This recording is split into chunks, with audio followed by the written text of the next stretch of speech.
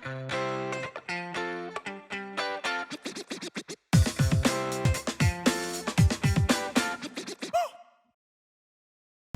Sasang Mates, buat teman-teman yang tadi sudah bertanya di chat Zoom maupun YouTube tapi belum sempat saya jawab, akan saya jawab di sesi Q&A berikut ini. Oke, yang pertama dari Siska. Siska bertanya bahwa, Kak, bagaimana step by step dalam penciptaan big idea? Oke, jadi kalau kita bicara step by step kan kita bicara mengenai langkah-langkah yang harus kita lakukan dalam menciptakan atau membuat sebuah big idea. Jadi sebenarnya kalau dalam yang sering saya lakukan, pertama adalah yang kita harus ketahui adalah produknya. Let's say misalnya unique selling proposition.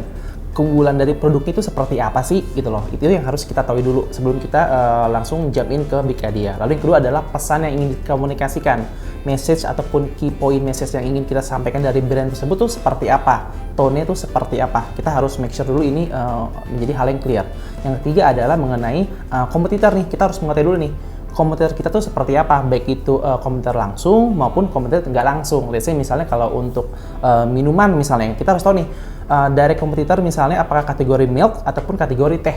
Itu juga harus kita kita ketahui nih supaya apa? Supaya dari sisi pesannya, ide yang kita ciptakan itu clear. Yang terakhir adalah sebenarnya dari sisi audiensnya, targetnya. Secara demografis seperti apa, dari sisi usia, jenis kelamin, maupun dari sisi domisili akan mempengaruhi. Bahkan dari sisi psikografis ya, dari sisi karakteristik. Jadi sebenarnya beberapa poin-poin tersebut adalah bisa dibilang step by step yang mudah, yang paling sederhana ketika kita ingin menciptakan sebuah big idea. Oke. Yang kedua dari Muhammad Rizky bertanya bahwa, Kak, seberapa penting big idea dalam sebuah campaign?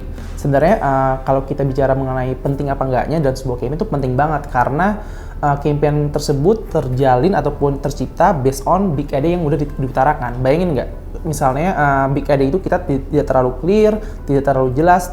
Nanti kedepannya secara outputnya, secara campaign kan bisa dibilang adalah output ya, hasil dari big idea yang udah kita ciptakan. Jadi ketika misalnya ternyata big idea-nya tidak begitu kuat, tidak tepat sasaran, nanti campaign juga akan jadi useless, tidak berguna. Dalam artian adalah tidak efektif dan efisien. Efektif dalam artian pesannya tidak tersampaikan, efisien dalam artian spendingnya, budgetnya, bahwa klien itu juga pasti kan akan buang-buang budget ketika melakukan sebuah campaign.